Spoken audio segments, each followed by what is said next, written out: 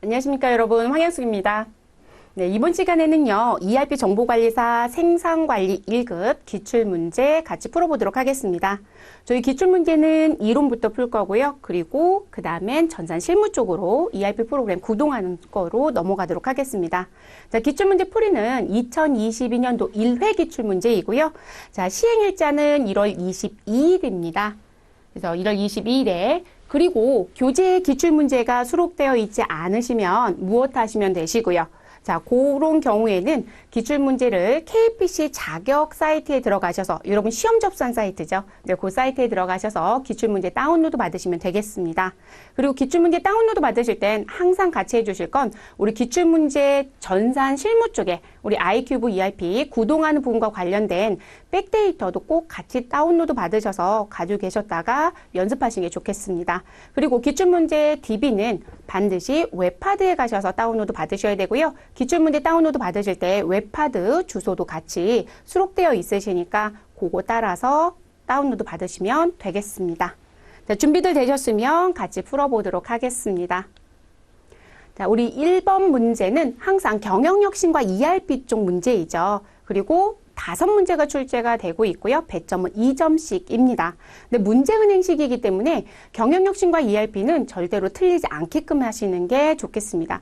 특이한 문제들이 그닥 있지 않거든요. 그래서 정리만 잘해서 가져가시면 되실 것 같습니다. 자, 첫 번째 내용부터 볼게요. 자, ERP 도입 시 고려해야 될 사항으로 가장 적절하지 않은 것은 무엇인가 라고 묻네요.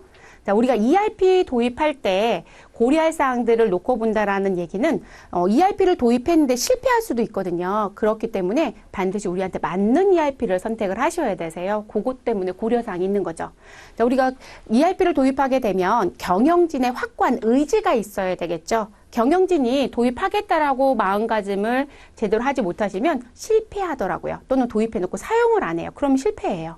자, 그리고 두 번째, 임직원의 전사적인 참여가 있어야 합니다. 직원만 참여하는 게 아니라 임원도. 임원과 직원의 의사가 좀 달라지면 이중 작업들을 많이 하시더라고요. 그래서 반드시 전사적 참여가 있어야 되고요. 그리고 ERP 패키지형에 대한 부분을 도입하실 때 뭐 구축도 그렇겠지만, 근데 일반적으로 지금 저희가 하는 건 패키지형 ERP 도입입니다. 그러니까 개발한다는 관점은 아니신 거거든요. 그러면 ERP 도입하실 땐 우리 회사에 맞는, 자사 환경에 맞는 패키지를 선정하는 게 맞습니다. 뭐 다른 회사가 좋다라고 쓰는 게 중요하지 않아요. 우리한테 맞는 걸 선택합니다. 자, 경영진 중심의 프로젝트를 진행한다? 그렇지 않죠. 우리 ERP 도입하실 때요. 무슨 부분들, 우리 구축 방법론에 의해서 체계적으로 프로젝트를 진행하는 게 맞고요. 그리고 경영진 중심의 프로젝트 진행이 아니라 현재 진행하고 있는 업무들이 있으실 거예요. 그 업무 중심으로 진행해야 되겠죠. 업무 방식이 아닙니다. 방식은 현재 하고 있는 방식을 고수한다는 표현들이 있거든요. 그거는 내가 엑셀에서 타이핑을 쳐서 문서화시키고 있다. 그걸 계속 고수하겠다고 주장하시는 분들 계세요. 그럼 ERP 도입을 왜 해요? 그럼 ERP는 ERP대로, 엑셀은 엑셀대로 두 개의 업무를 해야 되거든요. 그러니까 업무 방식에 대한 고수는 문제가 있지만 현재 진행되고 있는 업무는 ERP에 녹아 들어가져 있어야 되거든요. 그래서 현재 진행되고 있는 업무를 기준으로 프로젝트를 진행한다. 또는 구축 방법론에 의해 체계적으로 프로젝트를 진행한다. 이렇게 바꿔주시면 올바른 표현이 되겠습니다. 그래서 1번의 답은 4번입니다. 자, 두 번째 문제 보겠습니다. 자, ERP 구축 시 고려해야 될 사항이 아닌 것은 다음 중 무엇인가 라고 묻습니다. 자, 전사적 참여의 유도를 가지고 와라. 그리고 커스터마이징을 최소화시켜라. 네, 맞습니다. 커스터마이징은 많이 하는 게 좋은 게 아니에요. 커스터마이징은 지금 기업들마다 필요한 부분들이 있어서 우리가 추가하거나 수정하는 부분들이거든요. 패키지형 ERP를. 그런데 그게 많으면 많을수록 비용 부담도 커지고요. 실제 많은 부분들. 패키지형 ERP를 도입한다라고 했는데 그게 많아지면 결론적으로는 우리 무엇하는 개발하는 상황이 돼버리거든요. 그래서 최소화하는 게 좋고요. 자, 의사결정권을 가진 경영진의 확고한 의지가 있어야 합니다. IT 업체의 철저한 주도하에 프로젝트를 진행한다? 아니요. 우리 프로젝트 진행하실 땐 지금 ERP를 도입해서 진행하겠다는 회사가 있으시죠? 네, 우리 회사 주도하에 움직여야 되겠죠? 그래서 IT 중심의 프로젝트로 추진을 하게 되면 우리 실질적으로 ERP 도입이 성공하지 못해요. 실패를 하게 되거든요. 그래서 추진하지 않아야 ERP 도입이 성공하게 됩니다. 그래서 그렇게 알아두시면 되겠습니다. 답은 4번입니다. 근데 여러분 1번의 문제와 2번의 문제가 우리 크게 다른가요? 우리 문구는 조금 다를 수는 있는데요. 이거는 고려해야 하는데 제가 고래라고 썼네요. 고려해야 될 사항이 아닌 것은 다음 중 무엇인가 이렇게 되어 있는데 문제가 거의 유사하고요. 1, 2, 3, 4 보기만 좀 달라져 있죠. 자, 세 번째 문제 보겠습니다. 다음 중 ERP 구축 절차의 구축 단계에 해당되지 않는 것은 무엇인가? 자, ERP 구축은 총 4개 단계로 구성이 되어 있습니다. 제일 먼저 하는 부분이 분석 단계죠. 현재 회사가 진행되고 있는 업무에 대한 걸 분석할 거고요. 그 분석에 의해서 필요한 우리 사람들이 있으시죠. 왜냐하면 업무를 얼마만큼 잘 알고 있냐에 따라서 설명할 거고 우리에 맞는 패키지를 또 도입할 거니까요. 그래서 유능한 TF팀을 또 꾸려야 될 거고요. 그래서 그런 거 하는 부분이 분석의 단계. 그리고 그 분석 단계에서 그런 파악이 다 끝나면 설계라는 걸 진행하죠. 설계라는 걸 진행할 거고요. 설계는 현재 시중에 나와 있는 패키지를 가지고 내용에 대한 비교를 합니다. 그래서 이 회사가 원하는 또는 이 회사가 있는 업무와 패키지형 ERP의 차이점이 얼마만큼 있는지 그래서 갭에 대한 분석을 또 하죠. 그리고 패키지를 설치할 거고요. 그리고 커스터마이징이 얼마나 진행될 건지 그런 부분들에 대한 게 결정되는 게 설계입니다. 자, 설계에서 그런 거 이제 결정이 되면 우리 그 다음에 들어온 게 구축 단계입니다. 우리 3번에서 묻는 게 구축 단계죠, 여러분. 자, 구축 단계는 그럼 뭘 해야 되는 부분일까요? 자, 그런 차이점에 의해서 패키지까지 다 설치를 했다라면 그거 가지고 모두를 조합시키고 출력물을 제시하고 그리고 무슨 부분, 우리 지금 커스터마이징은 얼마나 할 건지 그럼 결론적으로 추가되는 부분이 있거나 또는 수정하는 부분들이 있을 거예요. 그럼 그런 부분들은 구축 단계에서 모두 다 마무리를 지어줘야 되겠죠.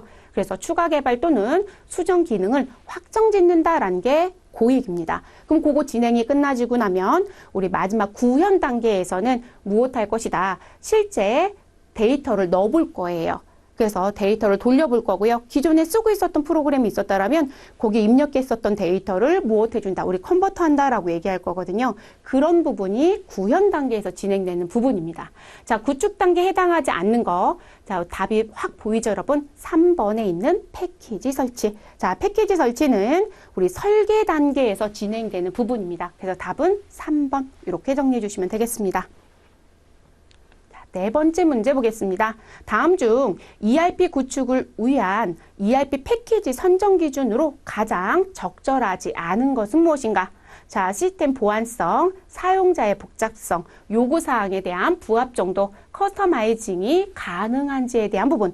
아, 그런 경우도 있더라고요. 네 번째 커스터마이징 가능 여부가 있잖아요. 저한테 컨설팅 하면서 이제 물어보셨던 분 중에 한 분이 커스터마이징이 안 된다고 하던데요 라고 하신 적이 있어요. 더 좋은 프로그램을 얘기하는 건 아니고요. 그래서 커스터마이징이 안 되기도 하더라고요. 그러면 우리가 패키지형 프로그램을 설치할 때요. 또는 그 부분을 도입할 때 고민하죠. 우리가 정말 이 기능이 필요한데 안 된다라고 하면 이걸 구태여 도입할 이유가 있을까라는 생각을 하시게 되거든요. 그러니까 그것도 확인을 해야 되는 거죠. 자, 그럼 1번부터 4번 중에 지금 선정 기준 가장 적절하지 않은 걸 찾아달래요. 사용자 복잡성이요. 자, 2번입니다. 우리가 프로그램을 도입을 하고요. 이게 너무 복잡하거나 우리하고 맞지 않으면 점점 사용자들이 프로그램 구동을 안 해요. 과거의 방식을 그대로 쓰시려고 하더라고요. 이거 어려워서 못 쓰겠어요. 이런 얘기 하시거든요. 그래서 그런 부분들은 사실상 생각을 좀 해보셔야 되는 부분들이 있어서 이 사용자 복잡성이란 부분은 지금 도입하는 선정 기준에 들어올 수가 없어요, 여러분. 조금 말이 안 되는 부분입니다.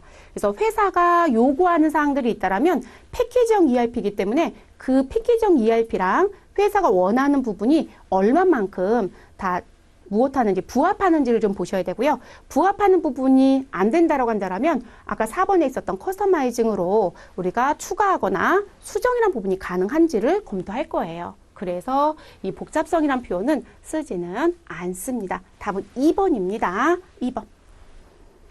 그 다음 거 보겠습니다. 5번째 문제. 자, ERP 특징으로 가장 적절하지 않은 것은 무엇인가? 자, 기능형 데이터베이스의 채택. 실시간 정보 처리 체계를 구축하죠. 그래서 투명 경영이 가능하다라고 했고요. 그리고 다국적, 다통화, 다언어를 지원합니다. 그래서 다국적이 맞겠죠. 그래서 다국적, 다통화, 다언어를 지원하고요. 그리고 파라미터 지정에 의한 프로세스의 정의가 있고요. 자, 지금 여기서 잘못된 건 1번입니다. 기능형 데이터베이스 채택이 아니라 관계형 데이터베이스 관리 시스템을 채택하고 있죠. 그래서 우리 어떻게 업무는 다 분산돼서 처리한다. 그래서 다 분산돼서 처리한다는 얘기는 영업부에서 매출이 일어나면 영업부가 매출과 관련된 정보를 입력하고 그와 관련된 세금 계산서라는 발급도 하고 그와 관련된 대금에 대한 회수 조건이라든지 이런 조건 다 관리는 영업부에서 합니다. 다만 그거에 대한 회계 처리 부분이 전송이 되면 회계관리부서에서는 그 회계 처리에 대한 부분이 적정했느냐라는 것만 검토를 할 거고요. 그리고 장부를 형성한다고 보시면 되겠습니다. 그래서 각자 업무들이 분산돼서 처리가 된다라는 거죠. 그래서 분산돼서 처리하지만 그 부분들은 무엇되어 있다. 지금 매출은 당연히 회계 관리에 채권과 관련이 있기 때문에 연결돼서 같이 쓸 거라는 거죠. 그리고 필요하면 정보들을 꺼내서 볼 수 있을 거고요. 그래서 그런 부분들을 우리가 관계형 데이터베이스 관리 시스템이라고 얘기할 수 있습니다. 그래서 그걸 채택하고 있다. 이렇게 알아두시면 되겠습니다. 저는 이제 설명을 조금 편하게 하려고 말을 그렇게 바꿔서 설명을 좀 드렸습니다. 그래서 답은 1번입니다. 잘못된 부분.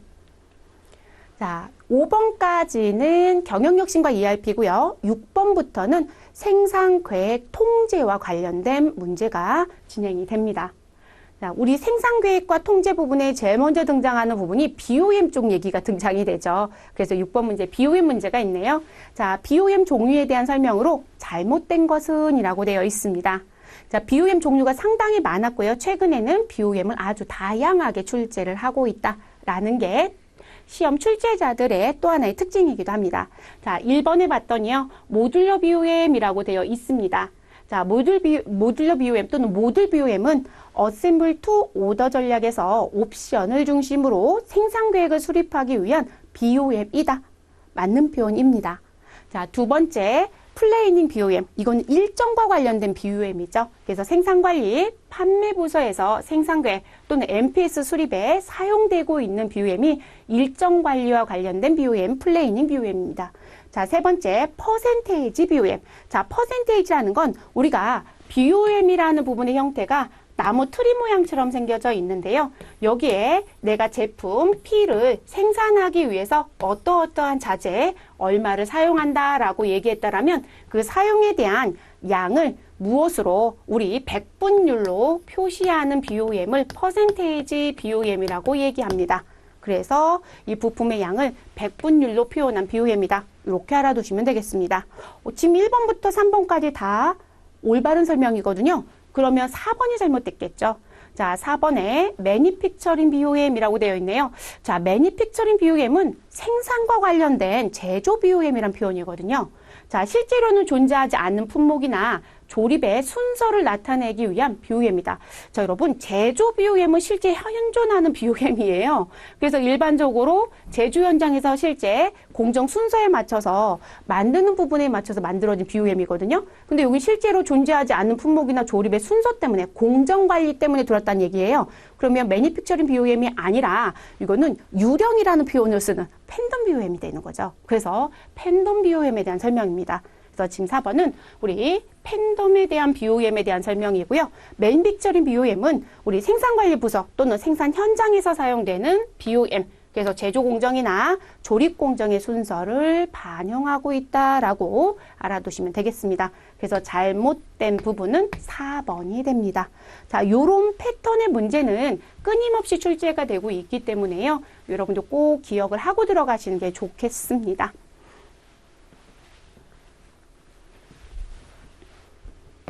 네, 7번 문제 보겠습니다, 여러분.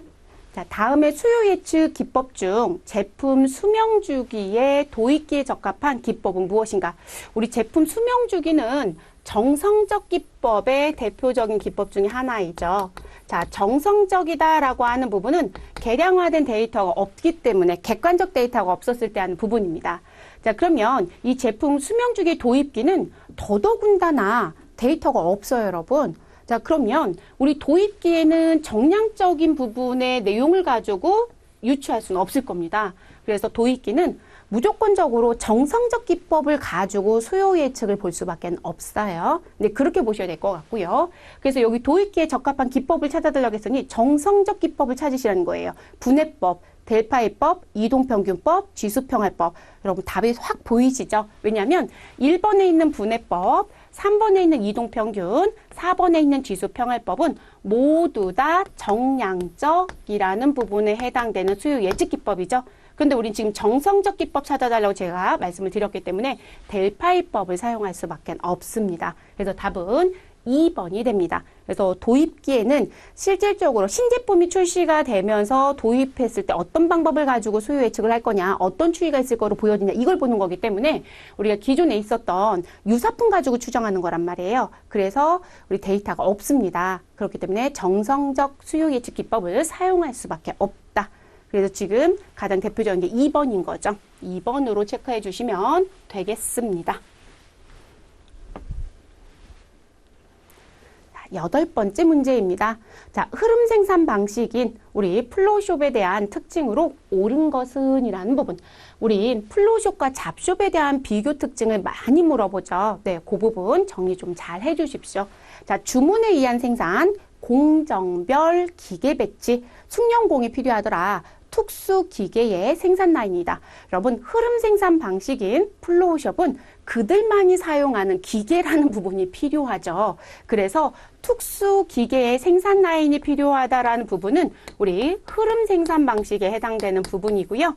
주문에 의한 생산이다. 공정별 기계 배치, 숙련공이 필요합니다. 라고 해서 나와져 있는 부분은 어느 부분? 우리 개별 생산 방식이라고 하는 잡숍에 대한 부분으로 기억해 주시면 되겠죠. 두 가지 구분 문제가 끊임없이 나오기 때문에 반드시 구분을 좀 해주시는 게 좋겠습니다. 그래서 답은 4번이 됩니다. 자, 총괄 생산 계획을 보다 구체적으로 생산 시기와 수량을 수립하는 것은 무엇이라고 하는가? 자, 여러분, 우리 일반적으로 생산 계획이 있는데 아주 큰 계획이 있고 걔를 조금 더 작게 가져가는 계획이 있겠죠. 그죠? 우리가 총괄 생산 계획은 우리 기준 생산 계획이라고 하는 MPS보다 더 큰 거죠. 그래서 우리가 생산 계획입니다라고 하면 AP라고 하고요. 총괄 생산 계획이다 하면 APP라고 얘기하고 얘를 더 세분화시켜서 생산 시기와 수량을 수립하는 걸 MPS라고 얘기를 합니다. 그럼 9번의 답은 MPS가 되는 거죠. 그래서 기준 생산 계획인 MPS 1번으로 체크해 주시면 되겠습니다. 여기 지금 생산관리 1급인데요. 최근 들어서 생산관리 쪽 문제가 상당히 좀 쉬워졌다라고 느껴요. 그래서 물류랑 생산 같이 공부하시고 시험 응시하시는 분들이 물류가 더 어려운 것 같아요 라고 많이들 얘기하세요. 물류가 훨씬 시험 범위도 넓고 근데 생산은 시험 범위도 좁고 이렇게 단답형 문제들이 최근 들어서 많이 나와지더라고요. 정의 정확하게 가져가시면 되고요. 이런 거 뭐 거의 틀리지 않을 겁니다. 자, 우리 MRP와 MRP2가 있고 ERP가 있죠. 자, MRP는 자재 소유 계획에 대한 부분이죠. 근데 자재만 관리하겠다가 MRP1이고 그리고 우리 원가적인 측면까지 이제 고려하기 시작하는 게 MRP2이고 그리고 그 부분에서 이제 발전이 돼서 ERP가 도입됐고 그 ERP가 실제 더 확장된 부분을 우리가 ERP, 그러니까 확장형 ERP라고 또 얘기를 하죠. 그래서 지금 이 부분들에 대한 내용은 우리 지금 현재 9번에 설명하고는 관계는 없습니다. 그래서 답은 1번으로 체크해 주시면 되겠습니다. 자, 10번 문제 보겠습니다. 다음 중 합리적인 일정 계획의 수립 원칙과 거리가 먼 것은 무엇인가라고 묻네요. 자, 우리 일정 계획 수립하실 때 지켜야 되는 원칙들이 있습니다. 자, 가동률 100% 달성. 생산기간의 단축, 애로 공정의 능력을 좀 올려달라. 애로 공정을 좀 줄여달라는 얘기겠죠. 능력을 증강시켜달라는 얘기는 애로 공정이 발생되지 않게끔 공정관리 잘 해달라는 얘기라고 보시면 되겠고요. 그리고 생산활동의 동기화가 필요합니다. 자, 근데 1번부터 4번의 내용 중에요. 문제가 되는 건 1번입니다. 자, 여러분들 수업할 때 제가 뭐라고 말씀드렸냐면 우리가 가동률을 향상시키는 건 맞다. 가동률 향상에 대한 부분은 가지고 가는 게 맞다. 그렇지만 우리 이 향상 부분하고 같이 갖고 와야 되는 게 무엇이 있었다. 우리가 여유성이란 부분을 배제하고 갈 수는 없다. 일정 부분에 여유라는 건 있어야 된다. 이렇게 말씀드렸거든요. 여러분 가동률 100%가 나올 수가 없어요. 사고 나요, 여러분. 사고 나거든요. 그래서 지금 원칙과 거리가 멀다라고 하는 건 1번이 되는 거예요. 생산기간 단축한다라는 건 리드타임 단축 당연히 추구하고 있는 거고요. 에로 공정 능력 증강해야 되고 동기화시키는 것도 맞고 여유성도 가져가야 돼요. 그리고 가동률 향상시키는 것도 맞아요. 근데 100% 달성이라는 건 나올 수가 없다라는 거죠. 그래서 각각의 공정별로 진행되는 부분에 무엇이 있어야 된다? 여유를 부여해서 작업에 안정화라는 걸 우리가 가지고 가야 합니다. 그래서 여유성의 부분이 있었어요. 그래서 100%가 잘못된 용어라고 봐주시면 될 것 같습니다. 그래서 답은 1번입니다. 1번.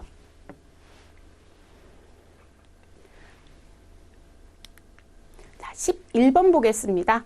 자, 팩트에 관한 설명으로 가장 거리가 먼 것은 이라고 되어 있네요. 자, 총 여유 시간은 자유 여유 시간보다 크거나 같다. 자, 팩트는 건설 등 프로젝트 산업에 적합한 일정 관리 기법이다. 자, 세 번째, 가상 활동은 시간이나 자원을 소비하는 활동을 말한다. 가상 활동은 시간이나 자원을 소비하는 활동을 말한다고 했는데 이건 소비 안 하는 활동이거든요. 3번이 일단 잘못됐네요. 자, 네 번째, 합병 단계는 2개 이상의 활동이 하나의 단계로 연결되는 단계를 말한다. 자, 그럼 여러분 지금 여기 나와져 있는 부분에 3번 잘못됐다는 건 말씀드렸고, 우리가 이 PET CPM이라는 부분으로도 같이 얘기했었고요. PET 그리고 CPM 이렇게도 얘기를 했었습니다. 자, 이 PET라고 하는 부분에서 등장하는 부분에 우리가 여유 시간이 있었단 말이에요. 그러면 그 슬랙이라고 해서 등장하는 여유 시간은 총 여유 시간에 대한 부분 얘기했을 땐 자유 여유 시간보다 크거나 같겠죠. 전체적인 부분이기 때문에 당연히 그런 거고요. 그리고 이 PET라고 하는 건 건설업 등 프로젝트와 관련된 부분에서 쓰는 게 맞아요. 그래서 요거의 특징이 뭐였었냐면, 자, 이 일정 관리 기법이 우리가 간트 차트에 대한 부분들의 문제점들이 있더라. 전통적 일정 관리 기법에 문제가 있어서 들어온 건 맞아요. 그런데 지금 요 부분의 특징이 뭐였었냐면 단타성이라는 특징을 가지고 있었죠. 그래서 건설 등에 해당되는 부분, 그래서 프로젝트 쪽에서 대체적으로 한 번 쓰고 끝나는 부분, 이렇게 말씀을 드렸었고요. 자, 이 부분은 제가 본 수업할 때 말씀을 안 드렸던 것 같은데요. 가상 활동은 시간이나 자원을 소비하는 활동을 말하는 게 아니라 여기 지금 달아드린 것처럼 소비하지 않는 활동을 가상 활동이라고 합니다. 저희가 이제 교재에서는 이렇게 그림을 그려놓고 연결되는 부분이 있고 점선으로 되어 있는 게 있고 뭐 이런 얘기 했었거든요. 그때 이게 뭘 의미합니다 라는 걸 설명을 드리긴 했어요. 근데 이제 문제로 이렇게 직접적으로 제가 풀어드렸던 기억은 사실 없기는 합니다. 그래서 교재 부분에 이제 그런 부분 나왔던 부분을 여기서 이제 그대로 문구로 반영을 했어요. 그래서 요거 수정해 주시면 되겠고요. 자, 합병 단계라는 건 이런 거죠. 시작점이 있고 우리가 지금 단계별로 표시내는 부분들은 이렇게 동그라미로 표시를 했어요. 그런데 이렇게 하나의 시작에서 이렇게 각각의 하나씩만 들어오는 경우도 있지만 어떤 경우들 이렇게 내려올 수도 있잖아요. 그쵸? 그러면 지금 여기가 A이고 여기가 B이고 여기가 C라는 작업이었다면 C는 A에서 넘어오는 부분과 B에서 넘어오는 부분이 만나잖아요. 이런 걸 합병 단계라고 얘기한다는 거죠. 네, 이런 걸 얘기하는 부분입니다. 문제가 조금 살짝 바뀐 부분이 있어서 제가 일단 한번 읽어드리고 다시 설명을 했습니다. 자, 12번째 문제로 넘어가겠습니다. 자, 주식회사 한국의 에어컨에 대한 지난 7월에 판매 예측치의 금액은 20억 원이고요. 7월에 실제 판매 금액이 28억 원이었다라고 얘기합니다. 자, 주식회사 한국의 8월 판매 예측치를 단순 지수평할법으로 계산하면 얼마인지 숫자로 기입하시오. 자, 그리고 그와 관련된 지수평할 계수는 0.2이다라고 얘기합니다. 그럼 지금 여기서 물어본 건 몇 월이요? 8월에 판매 예측치를 물어봤어요. 그러면 우리 판매 예측치라고 하는 부분 계산하시면 되고요.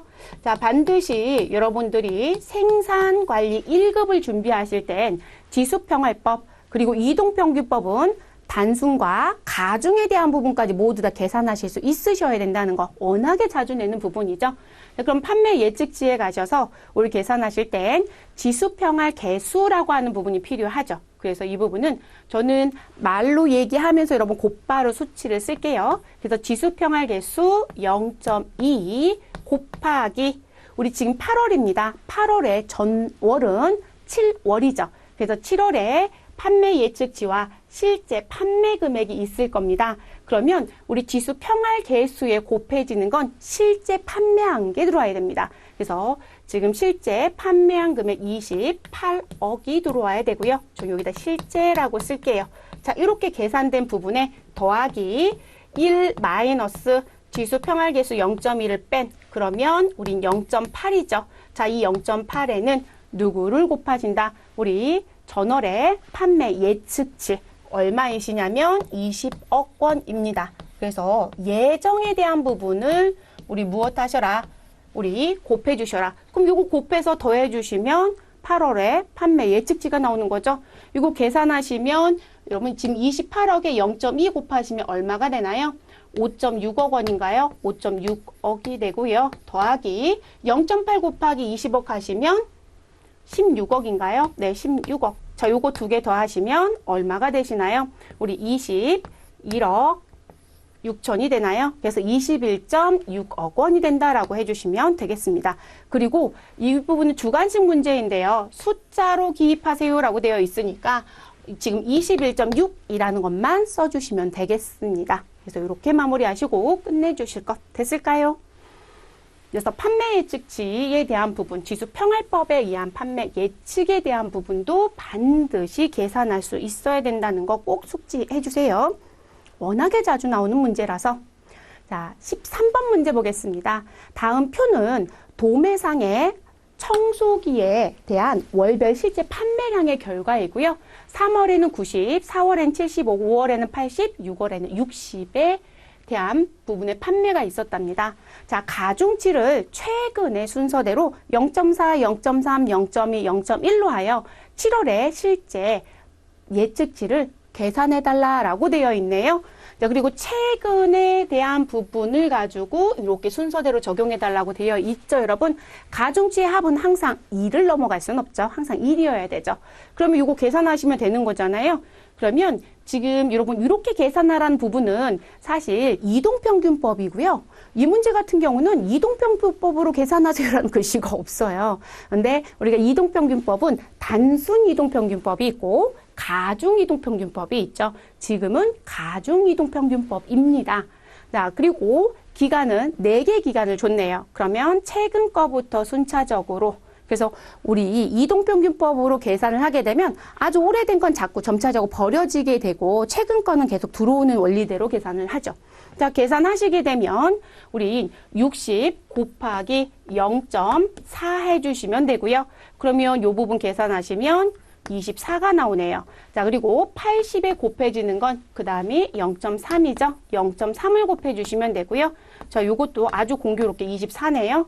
자, 75 곱하기 0.2 하시면 되겠네요. 자, 요거 계산하시면 15인가요? 네, 15가 나오네요. 자, 90에 곱하기 0.1 가중치를 곱해주시면 요건 9가 나오죠. 자, 그러면 저희 이거 어떻게 계산하시면 되시는 거예요? 자, 우리 6월에 24에 5월에 24 그리고 4월에 15 그리고 3월에 9를 더해 주시면 되는 거죠. 자, 이거 다 더하시면 우리 7월의 실제 예측치는 얼마가 될 것이다. 우리는 72가 될 것이다. 이렇게 정리해 주시면 되겠습니다. 그래서 지금 나와져 있는 부분. 그래서 7월에는 이만큼의 판매가 있을 거라고 예상을 세우는 거죠. 됐을까요? 계속 계산하는 부분.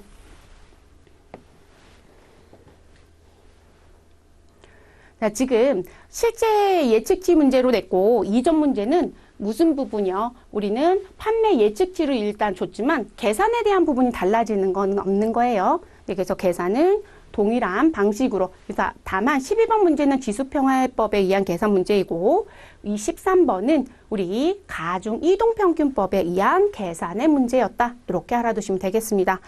같은 파트 부분에서 두 문제가 지금 나온 거예요. 특이하게도요. 자, 14번째 문제 넘어가겠습니다. 자, 14번째 문제부터는 공정관리 쪽 문제입니다. 다음 중 절차 계획일 라우팅에 대한 설명으로 가장 거리가 먼 것은 자, 현장에서 제품을 제조할 때 사용한다. 자, 원가를 계산할 때 기초 자료로 사용된다. 맞죠? 네. 그래서 지금 절차 계획이라고 하는 나우이팅은 우리 생산과 관련된 부분이기 때문에 제조할 때 사용하는 거, 그리고 원가 계산할 때 이 정보가 기초 자료로 사용이 되고요. 자, 특정 제품이 어떤 부품들로 구성되어 있는가에 대한 데이터이다. 여러분, 특정 제품이 A자재, B자재, C자재 몇 개가 들어가고 이런 식의 관계로 나오는 건 뭐에 대한 부분을 봐야 될까요? 이거는 절차 계획인 라우팅이 아니라 BOM에 대한 얘기죠. 그죠? BOM. 그래서 BOM은 특정 제품이 어떤 부품들로 구성되어 있는가에 대한 부분을 보여주는 게 BOM인 거잖아요. 그래서 3번은 BOM 설명입니다. 답은 그러면 가장 거리가 먼 걸 물어봤으니 3번으로 끝내주시면 되고요. 자, 니드 타임이나 필요한 자원의 양을 계산하는데 기초 자료로 사용이 되는 게 절차 계획 라우팅 정보입니다. 그래서 답은 3번 정리시켜 주시면 되겠습니다. 15번째 문제입니다. 우리 공정 분석 기호라는 것도 배우신 기억이 있으시죠, 여러분? 자, 공정 분석 기호 중 품질 검사를 나타내는 기호는 어느 것인가 라고 묻습니다. 자, 품질 검사는 제가 이렇게 말씀을 드렸어요. 검사는 우리 네모난 사각형이 있고 우리 무슨 부분 다이아몬드 표시가 있다. 근데 누가 더 비싸다? 다이아몬드가 더 비싸니 그걸 품질로 봐주시고 네모난 사각형은 수량을 카운트하는 것이다. 이렇게 봐달라고 했습니다. 자, 그러면 답이 바로 나오죠, 여러분. 3번에 우리 다이아몬드 표시로 되어 있는 부분이 무엇에 대한 부분? 품질 검사와 관련된 공정 분석 기호이고요. 자, 그리고 4번에 있는 우리 사각형은 무엇으로 가시면 된다? 수량 검사인 거죠. 네, 수량 검사라고 봐주시면 되고요. 자, 그리고 1번에 있는 동그라미는 우리 만들고 있다라는 가공을 의미하는 거죠. 가공. 그래서 우리 원자재를 투입하게 되면 무엇 할 것이다? 형태 등이 바뀔 것이다. 그게 가공이죠.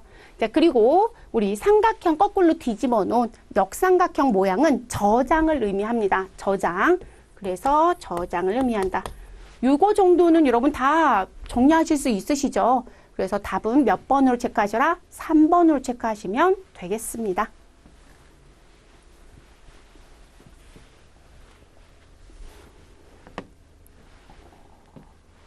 16번 문제 보겠습니다. 다음은 간트 차트의 정보를 이용하여 결정할 수 있는 사항이 아닌 것은? 자, 간트 차트라고 하는 건 전통적 일정 관리이죠. 그래서 언제 시작해서 언제 끝나요? 라는 부분들을 파악할 수 있을 거고요. 자, 그리고 우리 각 작업에 대한 전체 공정 시간도 볼 수 있으실 거고요. 그리고 이게 끝났으니까 그 다음 언제 또 시작한다라는 것도 알 수 있겠죠. 그래서 이제 그런 부분들. 그러면 지금 결정할 수 있는 사항이 아닌 걸 찾아달라고 했으니까 1번 각 작업의 완료 시간을 파악할 수 있다. 그쵸? 시작과 끝이라는 부분. 그리고 다음 작업의 시작 시간 알 수 있다 없다? 있다. 저는 표시 내려고 아래쪽에 그었지만 요게 끝나면 요게 그냥 있는 게 아니라 또 다른 작업을 시작을 할 거예요. 그러니까 다음 작업의 시작 시간 알 수 있고요. 자, 그리고 각 작업의 전체 공정 시간 알 수 있을까요? 없을까요? 있죠, 여러분. 우리가 왜 이 부분 간트 차트 설명드릴 때 교육기관 같은 경우는 강의실이라든지 또는 지금 제가 촬영을 하고 있잖아요. 그 촬영 시 사용에 대한 부분은 막 시간표 짜듯이 막 색칠하면서 쓰거든요. 몇 시부터는 A가 쓰고 몇 시부터는 B가 쓰고 이런 식으로. 그러면 언제 끝나고 언제 시작되고 여기는 오늘 하루 종일 얼마를 사용할 것이고 이런 거 다 알 수 있잖아요. 그러니까 1번부터 3번까지는 모두 다 봤습니다. 그런데 작업 상호 간의 유기적인 관계도 알 수 있느냐? 아니요. 이건 명확하지 않아요. 그래서 지금 각 작업 상호 간의 유기적인 관계를 잘 알 수가 없어서 그게 문제가 좀 있다 이렇게 얘기를 합니다. 그래서 단점이에요. 단점. 그래서 답은 4번입니다. 결정할 수 있는 사항이 아닌 거 찾아달라고 했으니까 관계를 알 수 없다라고 했으니까 답은 4번이 됩니다. 이 문제도 아주 자주 나오는 문제 중에 하나예요. 간트 차트 쪽 문제 풀다 보면. 17번째 문제 보겠습니다. 다음 설명하는 용어로 적절한 것은? 이라고 묻네요. 자, 설명에 가서 봤더니요. 생산, 가공 또는 조립 라인에서 공정 간의 균형을 이루지 못하여. 자, 여기서 중요한 키워드 일단 먼저 나왔어요. 자, 공정 간의 균형을 무엇하였다? 이루지 못하여 상대적으로 시간이 많이 소요되는 공정. 그 공정을 뭐라고 얘기한다? 애로 공정이라고 하죠, 여러분. 네, 애로 공정이라고 얘기합니다. 자, 그래서 그 애로 공정으로 인하여 공정의 유효율이 높아지고, 자, 유효율이 높아진다는 건 그 공정에 쉬는 부분이 지금 높아졌다는 거죠. 그러니까 한쪽에 대기가 오래 있으면 그 공정은 계속 쉴 수밖에 없는 거예요. 그래서 유효율이 높아지고요. 유효율이 높아졌으니까 여러분 능률은 뭐가 될까요? 떨어지는 거죠. 그렇죠? 그래서 능률은 떨어진다라고 하면 그런 경우에는 각 공정의 소요 시간이 무엇이 되도록 균형이 되도록 작업장이나 작업의 순서를 무엇해라? 다시 배열을 해라. 자, 그걸 뭐라고 얘기하느냐? 라인의 밸런스를 맞춰달라. 이런 얘기인 거죠. 그러면 답은 몇 번이 될까요? 2번이 되는 거죠, 여러분. 라인 밸런싱이라는 부분이 답이 됩니다. 이거 뭐 별로 어려운 거 아니시죠? 이거 주관식으로도 출제가 되죠? 조심하실 건 요 에로라는 것도 물어보기도 하니까 에로 공정이라는 것도 알아두셔야 되고요. 그래서 라인 밸런싱이라고 얘기하시면 되겠습니다. 그래서 답은 2번입니다. 뭐 1번, 3번, 4번은 여러분들이 생산 공부를 하셨다면 한 번쯤은 보셨을 것 같습니다. 뭐 1번 같은 경우는 문제에서만 보셨을 것 같고요. 우리 교재에 뭐 저런 얘기까지는 안 했던 거로 기억을 하니까요. 그래서 지금 픽스된 포지션이라고 해서 나오는 부분은 뭐 스크린 기준으로 배치하는 방법을 얘기하는 부분이고요. 그리고 피치 다이아그램이라고 하는 부분은 우리 무슨 부분? 각 공정의 시간을 공정 순서별로 연속형 그래프로 나타낸 걸 말하죠. 그래서 공정 시간이 제일 긴 시간을 우리 뭐로 보겠다? 우리 에로 공정으로 보겠다.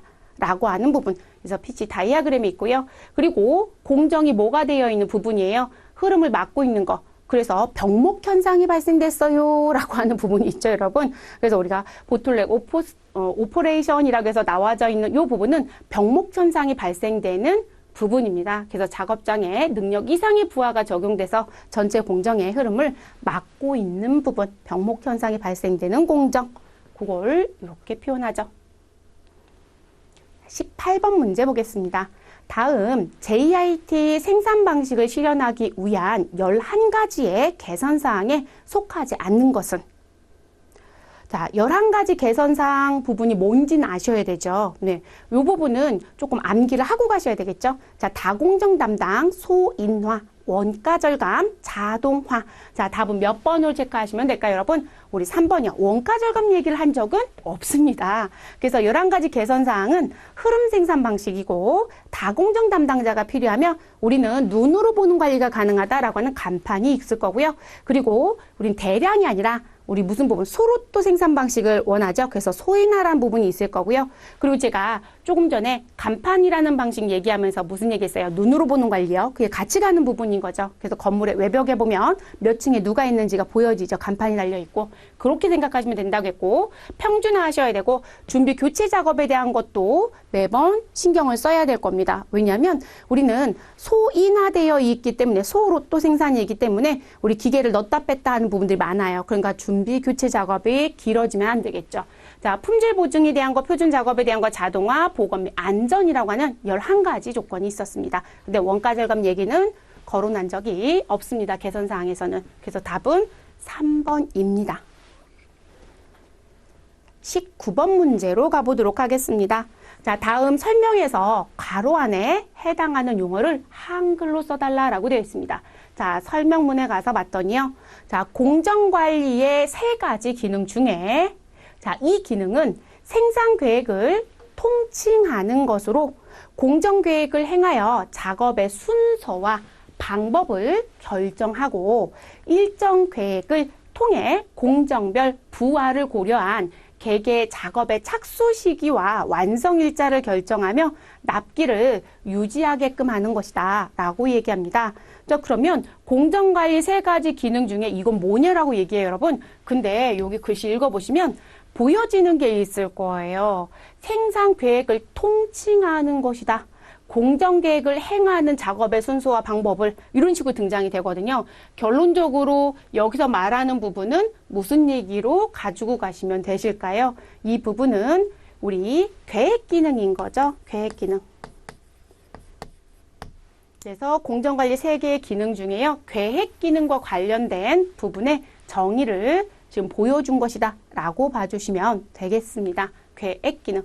그리고 힌트가 여러분 생산계획을 통칭한다라는 국어로 벌써 파악이 되셨을 거예요. 그래서 계획 기능. 자, 20번 문제 보겠습니다. 다음 스마트 TV를 생산하는 K공장에서 50명의 작업자가 하루 6시간씩 총 5일간 3만 대의 스마트 TV를 생산하였다. 자, 이 K공장의 시간당 노동 생산성은? 이라고 물어봤습니다. 정답은 숫자로 무엇 해달라? 기입하시오 라고 되어 있습니다. 그래서 숫자로 기입하시오.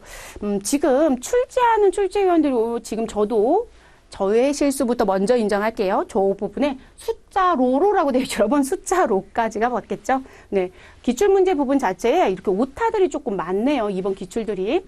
자, 그래서 숫자로 기입하시오라고 되어 있고요. 그럼 숫자만 써주시면 되겠죠. 그리고 20번 문제는 아주 재밌는 건 생산 계획 통제라는 부분에서도 노동 생산성을 출제할 수 있고요. 그리고 공정관리 쪽에서도 똑같이 움직이는 부분이 있기 때문에 이쪽으로 출제하는 출제위원도 있습니다. 같이 가져가시면 되겠고, 자, 노동 생산성은 또는 기계 생산성은 항상 똑같습니다. 생산성을 계산하실 땐 무엇으로 나눠주시면 된다. 우리 만들어진 부분, 그게 산출량이겠죠? 그럼 이걸 만들기 위해서 우리 무엇한 게 있을 것이다? 투입한 양이 있을 것이다. 아웃풋이 있으면 인풋이 있겠죠? 그래서 투입량으로 무엇 해주시면 된다? 나누어 주시면 되는 거죠. 그러면 산출량은 저는 몇만 대의 스마트 TV를 생산하였다? 3만 대요. 자, 그래서 3만 대를 생산하기 위해서 투입된 부분은 무엇을 투입했냐 이 얘기인 거죠. 이게 기계 가지고 작업했다라면 기계 생산성이 되는 거고요. 사람과 관련되어 있더라면 노동 생산성인 거죠. 자, 500명의 작업자가 그러면 사람은 500명이 투입이 됐고요. 자, 그리고 지금 하루에 몇 시간씩 일했다? 6시간씩 일을 했고요. 그리고 총 며칠 동안, 5일 동안 500명 투입됐고 한 사람당 6시간씩 5일 동안 일을 했답니다. 자, 그래서 요게 투입량이 되는 거죠. 그래서 요거 계산하면 얼마가 나오느냐 이 얘기입니다. 그럼 여러분 지금 500명 곱하기 6 하시면 3,000이고요. 3,000에 우리 곱하기 5 하시면 되죠. 그래서 요거 계산하시면 15,000이 나오네요. 그래서 3만을 15,000으로 나눠주시게 되면 얼마가 된다? 노동 생산성은 2가 되죠. 그래서 답은 2 이렇게 기록만 해주시면 되겠습니다. 그래서 노동 생산성 문제. 요게 조금 더 변형이 되면 무슨 문제가 출제가 될까요? 우리 노동 생산성 문제가 나오기도 하지만 또 나올 수 있는 문제 중에 하나가 노동 생산성이 얼마만큼 향상됐느냐라는 문제들이 또 출제가 될 수 있으시죠. 향상성 문제도 같이 출제가 될 수 있습니다. 자, 21번 문제 보겠습니다. 다음의 내용에서 가로 안에 들어갈 용어는 무엇인가 라고 되어 있고요. 한글로 쓰세요 라고 되어 있습니다. 자, 이 계획은 주어진 생산 예정표에 의해서 결정된 생산량에 대해서 작업량을 구체적으로 결정하고요. 자, 현재 가지고 있는 인원과 기계 설비 능력을 고려하여 양자를 조정하는 기능을 말한다라고 얘기합니다. 이건 무슨 계획인가요, 여러분? 공수계획이죠. 그래서 우리가 공수계획은 뭘 의미한다? 현재 요거를 무엇할 수 있는 우리 생산 일정표에 의해서 생산을 할 수 있느냐 이 얘기를 하고 싶은 거죠. 그래서 생산량은 계획에 의해서 뽑아놓은 거고요. 그리고 작업량은 실제 생산할 수 있는 양을 말하고 싶은 거거든요. 요게 일치하면 괜찮아요. 일치하지 않는다면 어떻게 할 거냐 고민해 보셔야 되기 때문에 그래서 그 부분에 대한 부분을 조정하는 부분에 대한 걸 우리가 공수계획이라고 얘기합니다. 공수계획. 그래서 공수계획은 현재 인원과 현 기계 설비 능력을 가지고 양자를 무엇하는 거 조정하는 기능 그런 걸 말합니다. 그걸 공수계획. 그럼 저희는 공수라고 써주시면 되는 거죠. 공수. 자, 22번. 자, 22번부터는 자재 소요 생산 능력 계획과 관련된 문제가 출제가 됩니다. 자, 다음 중 경제적 생산량 EPQ, 경제적 주문량 EOQ 이렇게 갈 수 있겠죠. 자, 경제적 생산량인 EPQ 모형의 가정 설명으로 가장 적합하지 않은 거. 자, 여기서 중요한 건 여러분 우리가 EOQ나 EPQ에 대한 부분에 뭐가 있었다? 가정이 있었죠. 왜냐하면 가정을 우리가 수립해놓고 가지 않으면 데이터가 계속 바뀌는 부분이 있어서 이런 조건들은 이렇습니다라는 가정하에 이렇게 움직인다라는 걸 얘기하고 싶은 거였었거든요. 그럼 그 가정에 대한 설명으로 가장 적합하지 않은 거 찾아달래요. 자, 첫 번째 생산 단가는 생산량 크기와 관계없이 일정하다라고 얘기합니다. 생산 단가는 생산량 크기와 관계없이 일정한 거 맞습니다. 이게 만약에 EPQ가 아니라 EOQ면 구매 단가는 이렇게 얘기할 거거든요. 그래서 똑같은 의미로 움직인다고 보셔야 되고요. 자, 재고 유지비는 생산량 크기에 반비례하여 발생한다. 재고 유지비는 여러분 생산량 크기가 커지면 커질수록 재고로 갖고 있어야 되는 부분이 많아지기 때문에 우리 실질적으로 반비례가 아니라 정비례로 가야 합니다. 그래서 재고 유지비는 생산량 크기에 정비례해서 발생한다라고 보시는 게 맞습니다. 2번이 잘못됐네요. 적합하지 않은 건. 자, 그리고 세 번째, 재고가 모두 없어지면 즉시 생산 자ገብ이 되풀이 된다. 그래서 여러분 그래프가 아주 재밌었던 게 이렇게 있으면 일정 수준 부분에 떨어지게 되면 지금 우리가 요만큼에 대한 수준까지 무엇되게 되면 도달하게 되면 우린 더 이상 생산을 안 한다라고 하면 우린 계속 쓰기만 할 것이다. 그랬다가 무엇을 한다. 우리 지금 요 부분까지 이제 요 부분에 대해서 지금 계속 쓰기만 할 거고요. 쓰기만 하고 그리고 무엇이 되면 재고량이 0이 되면 갑자기 생산을 한꺼번에 확 들어가는 부분인 거죠. 그런 식의 패턴으로 계산이 되는 부분. 지금 저는 요거만 그려졌지만 여기에 수요와 공급 곡선도 나와야 되고 막 여러 가지가 같이 등장하지만요. 그래서 재고가 모두 없어지면 즉시 작업이 되풀이 된다. 그래서 적정 재고량을 얼마로 볼 거냐라고 해서 일정한 수준의 재고가 도달하게 되면 우린 더 이상 생산한다 안 한다? 안 한다. 그래서 생산하면 여러분 우리 말 그대로 재고는 늘어날 거고요. 사용하게 되면 수요는 내려올 거거든요. 그래서 적정 재고 수준을 또 정해야 되는 거죠. 자, 생산이 중단되면 쌓여있던 재고량은 일정량씩 없어지면서 바닥이 난다. 제가 조금 전에 0이 되면 우리는 즉시 이렇게 말씀드렸죠. 그 내용 그대로 다 있는 거죠. 이건 사실 교재 부분에 다 나와져 있는 용어 그대로 옮겨다가 1, 2, 3, 4 보기를 만들어주는 부분이어서 새로이 추가되거나 하는 부분은 없습니다. 그래서 지금 현재 2번이 우리 가정으로 놓고 봤을 때 적절하지 않습니다. 그래서 재고 유지비는 생산량이 늘어나면 늘어남에 따라서 우리 관리에 대한 부분의 비용이기 때문에 실제 더 늘어나는 게 맞아요. 그래서 반비례가 아니라 비례라는 게 맞는 표현입니다. 답은 2번입니다. 자, 23번입니다. 다음 중 재고의 종류에 관한 설명으로 옳지 않은 것은? 이라고 묻습니다. 자, 비축 재고는 주문 비용 절감을 위해서 확보하는 재고이다. 옳지 않은 거예요, 여러분. 자, 주문 비용 절감을 위해서 확보하는 재고. 주문 비용 절감이라고 했으니까 여러분 원가 절감에 대한 성격을 좀 갖고 있다고 보셔야 되겠죠? 그래서 주문 비용 절감하려고 많이 주문해서 우리 사용하고 남겨져 있는 거 창고에 두고요. 필요할 때마다 꺼내서 쓰겠다 이런 얘기거든요.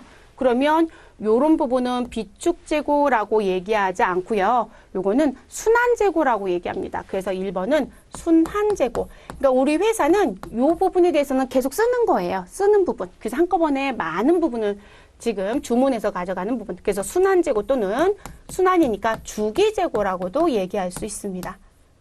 자, 이렇게 가져가셔야 되고요. 그래서 이렇게 가져가시는 거고. 자, 그리고 이제 비축 재고라고 하는 부분은 어떤 걸 비축 재고라고 하느냐? 자, 이 비축 재고는 우리 다른 말로 얘기하면 예상 재고라고도 얘기할 수 있습니다. 그래서 예상 재고 또는 비축 재고 이렇게 얘기하는데요. 자, 이 부분은 무엇에 대한 부분? 우리 사용은 언젠간 할 것이다. 그런데 계절에 따라서 소요되는 부분이 다르고 또는 가격이 변할 것 같은 거예요. 그래서 그런 부분들을 예상하고요. 그거에 따라서 무엇 하는 거예요? 미리 많이 사서 창고에 쌓아놓겠다. 우리 성수기, 비수기가 있는 자산들이 좀, 우리 재고들이 좀 있어요. 그러면 말 그대로 제가 아마 수업할 때 뭘로 설명을 드렸던 걸 제가 기억하냐면 책을 만드는 회사이다라고 하면 출판사다라고 하면 종이 가격이 유난히 비싼 때가 있어요. 더 올라가는 때. 우리 일반적으로 달력을 만들어야 되고 다이어리를 만드는 시기가 우리가 연말쯤 되면 생산을 시작을 해요. 그러면 연말부터 연초에 신학기 책들도 나와야 되고 그런 다이어리라든지 그런 부분들이 다 만들어지는 시기이기 때문에 종이 가격이 올라가요. 그래서 돈이 좀 있는 분들은 종이 가격이 조금 낮을 때 미리 사놓는 거예요. 이해되시나요? 그게 예상 재고 또는 비축 재고예요. 그러니까 얼마든지 언젠가 소요된다는 건 다 알고 있거든요. 그거 예상을 세워서 미리 대비하기 위해서 갖고 있는 재고. 그게 비축 또는 예상 재고이다. 이렇게 알아두시고 주문 비용 절감 목적, 원가적인 측면으로 들어가는 건 순환 또는 주기 재고라고 봐주셔야 된다는 거. 자, 안전 재고는 불확실성 대비하기 위해서 가지고 있는 재고이죠, 여러분. 그래서 안전재고는 세이프티라는 표현이 붙어 다니는 거고요. 자, 파이프라인 재고 또는 수송재고라고 하는 부분은 우리 무슨 의미로 보시면 되신다. 우리 유통과정 중에 있는 재고. 그럼 유통과정 중에 있다라고 하면 수출과 수입하는 과정 중에 움직이고 있는 재고. 그게 파이프라인 재고라고 얘기할 수 있겠죠. 자, 제공품 재고라고 하는 건 우리 공정에 무엇하고 있는 거? 생산 중에 있는 재고. 그래서 이 제공품 재고도 일종의 파이프라인 재고 쪽에 들어갈 수 있기도 하죠, 여러분. 그래서 제공품 재고는 생산이 완료되지 않고 공정에 있는 재고를 말한다. 이렇게 같이 가져가시면 되겠습니다. 그래서 답은 1번이 잘못되었다 라고 알고 계시면 되겠습니다. 자, 24번.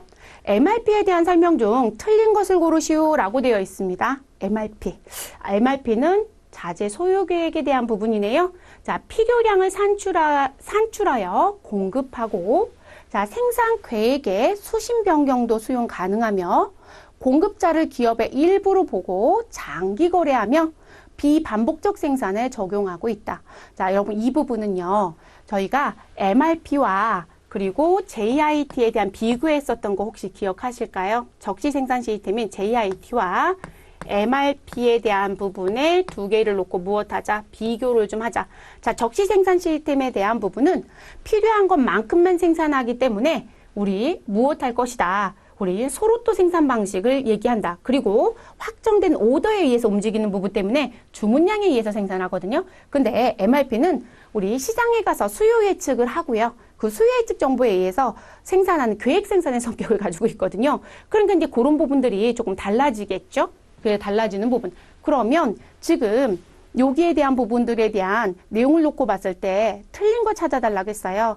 자, 필요량을 산출하여 공급한다. 저건 맞아요, 여러분. 수요 계획을 우리 수요 예측 정보에 의해서 이만큼 필요해요라고 하는 거니까 그건 맞습니다. 자, 그리고 생산 계획에 수신 변경도 수용 가능하다. 제가 분명히 시장에 조사를 해서 라고 했어요. 그러면 그게 실제 판매 쪽으로 가져가시는 분들은 판매 계획 쪽으로 끌고 들어갈 거고요. 우리는 시장의 수요 조사를 해서 수요 예측에 의한 부분을 가지고 계획 수립하죠. 그게 생산 계획 수립입니다. 그래서 그 계획에 대한 부분이 우리 바뀌었다라면 당연히 따라가야 되겠죠.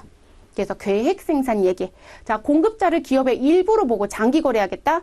자, 우리 관계가 돈독해야 한다라고 했던 부분이 JIT의 특징이죠. 왜냐하면 JIT라고 하는 적시 생산 시스템은 우리 소로또 생산 방식이라고 했어요.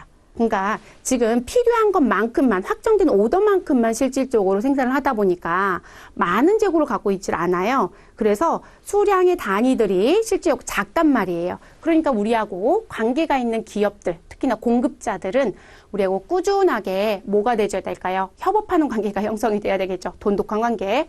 그래서 기업의 일부를 보고 장기 거래한다라는 건 JIT입니다. 자, 요것 때문에 MRP 얘기할 땐 뭐라고 했냐면 단기 거래. 그리고 우리한테 원가 절감을 줄 수 있는 부분, 이런 거 고려해서 단기 거래하고 끝낼 거예요. 그게 이제 다른 점이에요. 그래서 답은 3번입니다. 틀린 거 골라달라고 했으니까요. 자, 그리고 지금 JIT 같은 경우는 반복 생산이에요. 똑같은 제품을 계속 찍어냈는데 소로또 생산 방식을 하는 거고요. 그리고 MRP는 비반복적 생산에 적합하다, 이런 표현을 또 쓰기도 했습니다. 그래서 4번도 맞는 표현입니다. 이거 전혀 기억이 안 납니다라고 하면 교재 부분에 가시면 이렇게 박스로 설명드려 놓은 부분이 있어요. 그거 한 번 더 꼭 봐주시길 바랍니다. 됐을까요, 여러분? 그래서 답은 3번. 25번 문제 보겠습니다. 다음 중 자재 소유 계획, 생산 계획 활동 중에서 기준 생산 계획 MPS, 자, 이 부분이 들어와 있고요. 그래서 기준 생산 계획이 주어진 제조 자원의 용량을 넘어서는지 아닌지를 계산하는 모듈. 여러분, 요것 때문에 우리가 꼭 기억해 달라고 했던 게 두 가지가 있었죠. CRP를 말하느냐, RCCP를 말하느냐. 자, 지금 부분은 RCCP죠, 여러분. 그래서 자재 소요 계획 활동 중에서 또는 생산 계획 활동 중에서 기준 생산 계획인 MPS가 주어진 제조 자원의 용량을 넘어서는지 넘어서지 않는지에 대한 계산하는 건 RCCP입니다. 그래서 계략 능력에 대한 부분을 파악하는 부분인 거죠. 그래서 나온 부분은 4번입니다. 그러면 1번에 있는 MPS는 기준 생산 계획을 얘기하는 거죠. 그럼 얘는 뭐라고 얘기해 드리면 될까요? 우리 총괄 생산 계획을 보다 구체적으로 생산 시기와 수량을 무엇하는 거, 우리 수립하는 활동, 그거를 MPS, 기준 생산 계획이라고 하죠. 자, MRP라고 하는 부분은 자재 소유 계획입니다. 자, 우리 최종 제품의 생산 계획이 주어졌을 때요. 각 구성품의 소요 시기, 소요량, 발주량을 결정하는 시스템이 MRP죠. 그렇게 가시는 거고요. 자, CRP라고 해서 나오는 건 자재 소유 계획 관련 활동 중에서요. 무엇에 대한 부분. 자, 지금 RCCP 같은 경우는 MPS를 기준으로 능력을 파악하는 거라면 CRP는 자재 소유 계획인 MRP를 가지고 하는 거죠. 그래서 우리 MRP 정보를 가지고, 그래서 MRP 전개에 의해서 생산된 우리 발주 계획량들이 기간별로 주어진 제조 자원의 용량을 넘어서는지 그렇지 않은지를 계산하는 생산 능력 계획에 대한 부분이 CRP입니다. 그래서 소요와 관련된 부분의 정보를 파악하는 부분이었죠. 이것도 일종의 능력 계획을 보는 건 맞아요. 근데 여기는 MPS를 가지고 하는 거고 여기는 MRP를 가지고 한다라는 거죠. 기준점이 다르죠. 그래서 누가 정확도가 더 높다? CRP의 정확도가 RCCP보다 더 높다. 이런 얘기도 했었습니다. 그래서 25번의 답은 4번. 이 문제도 여러분 CRP와 RCCP 구분하는 문제 꾸준히 출제하니까요. 잊어버리지 말아 주십시오. 자, 26번 보겠습니다. 자재 소유 계획, 생산 계획 활동 중에서 우리 지금 머티리얼 리콰이어먼트 프로그램 전개를 통해 MP, 우리 뭐라고 보시면 돼요? MRP라고 보시면 되겠고요. 아이고, 이거 하나가 빠졌어요. 자, 요 전개를 통해 생산된 계획이 얼마만큼의 제조 자원을 요구하는지를 계산하는 모듈. 자, 정답은 영문 약자로 쓰시고요. 얘는 ERP. 근데 여러분 너무 재밌는 건 제가 25번, 1번부터 4번에 대한 내용 얘기하면서 3번에 CRP 설명할 때 설명을 드렸죠. 이 부분에 대한 내용이 지금 출제가 된 거잖아요. 그러니까 지금 26번의 답은 정해져 있죠. 네, CRP가 답이 됩니다. 그래서 우리 자재 소유와 관련된 전개, MRP 전개를 통해 생산된 계획이 얼마만큼 제조 자원을 요구하는지를 계산하는 모듈은 CRP입니다. CRP. 27번 문제 보겠습니다. 다음 설명에서 알맞은 단어를 한글로 쓰시오라고 되어 있습니다.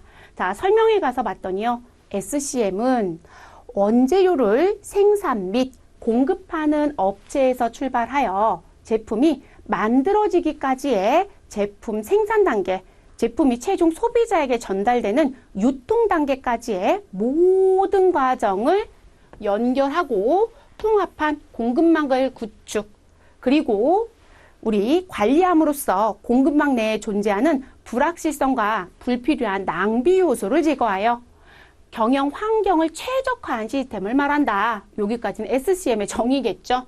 자, 이랬을 때 SCM의 세 가지 주요 흐름은 누가 있다. 이렇게 얘기하고 싶네요. 자, 제품 흐름이 있고, 재정 흐름이 있고, 그리고 우리는 정보 흐름이 있다. 이렇게 얘기를 하죠, 여러분. 그리고 제품 대신에 서비스라는 글씨가 들어올 수도 있습니다. 그래서 제품, 서비스 흐름, 재정 흐름, 정보 흐름 이렇게 얘기를 합니다. 요거 뭐 틀릴 일 없으시죠, 여러분? 네, 그래서 자주 내는 문제 중에 또 하나이고요. 절대로 틀리지 않게끔 오타 내지 마실 것. 그래서 정보 흐름 이렇게 써주시면 되겠습니다. 28번 문제 보겠습니다. 28번부터는 품질 관리 쪽 문제입니다. 자, 다음 중 TQM의 기본 원칙이 아닌 것은, 자, 여러분 TQM의 기본 원칙은 우리 고객 만족과 관련된 부분, 그래서 고객 중심, 그리고 모든 사람들이 참여해야 된다. 그래서 총체적 참여, 그리고 품질 문화를 무엇하셔라? 형성해라. 그리고 지속적인 개선, 공정 개선이 필요하다. 그게 기본 원칙이었어요. 그러면 여기서 물어본 건 기본 원칙이 아닌 것. 자, 고객 중심 또는 우리 고객 만족, 총체적 참여 들어와져 있고요. 품질 문화 형성해야 되고요. 그런데 총생산적 설비 보존 얘기는 진행한 적이 없습니다, 여러분. 그래서 지속적인 개선이 필요하다, 공정 개선이 필요하다라는 건 하지만 이렇게 그렇게 얘기하진 않죠. 그래서 답은 4번입니다. 이것도 가장 쉽게 낼 때 자주 냈던 문제 중에 하나이다 라고 보시면 되겠고요. 우리가 6회 기출문제 풀어보시면 이것도 1년에 2번 정도까지는 출제를 하고 있는 상황이라 절대로 틀리지 않게끔 하신 게 좋겠습니다. 자, 29번 문제 보겠습니다. 다음 보기의 작업은 일반적인 6시그마 추진 단계에서 어느 단계에 속하는가? 자, 6시그마 추진 단계는 4개의 단계가 등장이 되죠, 여러분. 그래서 분석 단계, 그리고 우리 관리, 개선, 측정이라고 해서 우리 4개의 단계가 들어오게 됩니다. 그래서 요 4개 단계와 관련돼서 들어온 부분. 저는 그냥 1, 2, 3, 4 보기대로 나와져 있는 거대로 얘기했고요. 우리 분석이 있으면 측정이 있고, 그리고 우리 개선과 관리란 부분들을 이렇게 쭉 연결이 돼서 이제 움직이실 건데, 자, 지금 보기에 쓰여져 있는 요 부분은 어떤 단계에 대한 설명이냐? 이거 묻는 거네요. 자, 주요 제품 특성치. 자, 종속 변수를 선택하고요. 특성치를 선택하고, 품질 수준을 조사하며, 그 결과를 공정관리 카드에 기록하고 단기 또는 장기 공정 능력을 추정한다라고 얘기합니다. 자, 여기 키워드는 뭐냐면 제품에 대한 특성치를 선택한 다음 그와 관련된 품질 수준을 조사하고 그 조사한 부분을 공정관리 카드에 기록하고 그리고 우리 단기 또는 장기의 공정 능력을 추정하는 부분. 결론적으로 뭔가 조사를 해서 기록을 하고 고고하고 테스트하는 부분이거든요. 또는 추정하는 부분. 그러면 그거는 측정 단계라고 하는 메저먼트에서 진행이 됩니다. 그래서 측정 단계 설명입니다. 그러면 여러분 이 문제는 진짜 요즘 같아서는 6번 다 출제하는 것 같은 분위기예요. 6회 시험에 6번을 출제하는. 그래서 1번, 2번, 3번, 4번에 대한 내용 정확하게 정리를 좀 해주시는 게 좋겠습니다. 그럼 우린 언어 실수라고 얘기하는 분석부터 한번 볼게요. 자, 분석은 주요 제품의 특성치와 최고 수준의 타 회사 특성치를 무엇하는 거. 벤치마킹 하는 거. 그러니까 우리가 지금 현재 뭔가 하겠다라고 들어갈 때요. 우리보다 선발대로 출발했던 회사들이 있다라고 하면 그 중에 벌써 이름이 알려져 있는 저기 저런 관리 진짜 잘한대 라고 하는 회사들이 있다라고 하면 그 회사가 어떻게 해서 그 관리를 잘하고 있는지 품질 경영을 잘하고 있는지 그런 부분을 보겠다는 거죠. 그리고 우리도 그걸 벤치마킹해서 적용을 한번 해보자 이런 얘기가 됩니다. 그게 분석이라는 단계에서 하는 부분이고요. 자, 관리라고 하는 부분. 자, 관리라고 하는 부분은요. 새로운 공정 조건을 무엇하시고 표준화시키고 통계적 공정관리 기법으로 그 변화를 탐지하고 새 표준으로 공정이 안정되면 공정 능력을 재평가하는 거. 그거를 관리라고 합니다. 관리. 그래서 우리가 지금 분석을 했고 조금 전에 측정을 했고 그거에 의해서 개선을 하고 그 부분 가지고 관리로 넘어가서 이제 이런 걸 할 거예요. 그리고 이제 개선이나 관리 중에 우리 문제가 있었다라면 우리 다시 돌아가서 앞부분부터 다시 시작할 수도 있는 거고요. 그래서 관리라고 하는 부분은 표준화, 통계적 공정관리 기법 이런 부분들이 들어오는 게 관리라고 보시면 되겠습니다. 자, 개선 단계예요.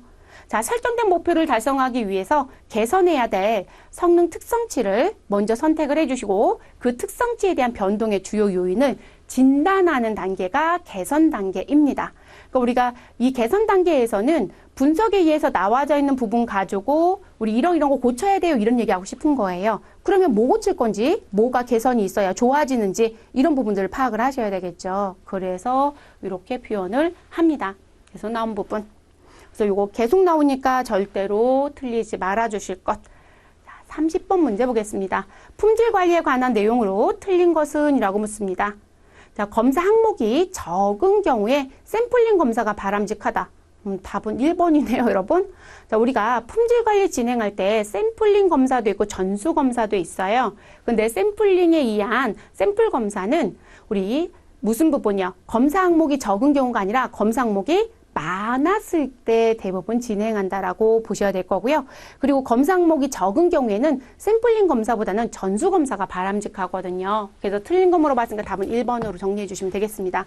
자, 관리도는 공정 상태를 해석하여 관리하기 위한 부분이다. 그래서 관리도 같은 경우는 우리 중간의 값이 어딘지를 보고 그걸 가지고 어디까지가 정상의 범위인지를 정한 다음 우리 이제 이거 플러스 마이너스 어디까지 볼 건지 이거 시그마 범위 정해야 되잖아요. 그래서 관리도는 3시그마까지 보죠. 그래서 그 부분에 대한 부분의 내용들을 가지고 문제점이 있는지 없는지 보는 거죠.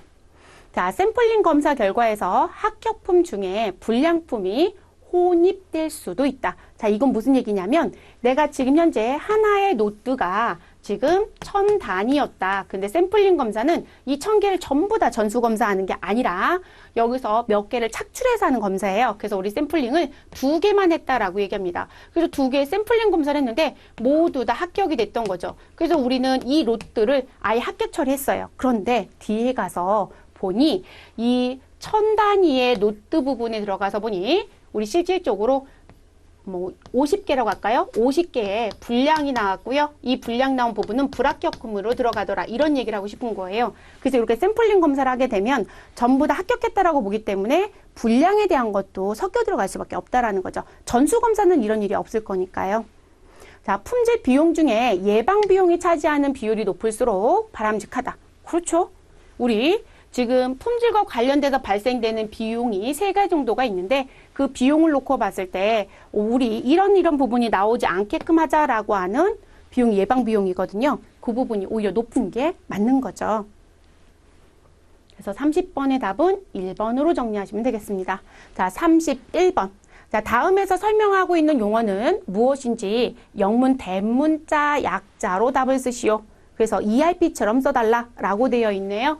자, 품질을 통한 경쟁 우위 확보에 중점을 두고 고객 만족, 인간성 존중, 사회의 공헌을 중시하며 최고 경영자의 리더십 아래 전 종업원이 총체적 수단을 활용하여 끊임없는 개선과 혁신에 참여하는 기업 문화 창달과 기술 개발을 통해 기업의 경쟁력을 키워감으로써 기업의 장기적 성공을 추구하는 경영 체계이다라고 하는 부분. 여러분 이거 무슨 부분의 설명인가요? TQM 설명인 거죠. 네. 그래서 TQM이라고 써주시면 되는 부분입니다. 그래서 우리는 품질 관리와 관련돼서요. 우리 전부 다 무엇해라? 우리 품질 관리에 다 참여하자라고 해서 들어오는 TQM.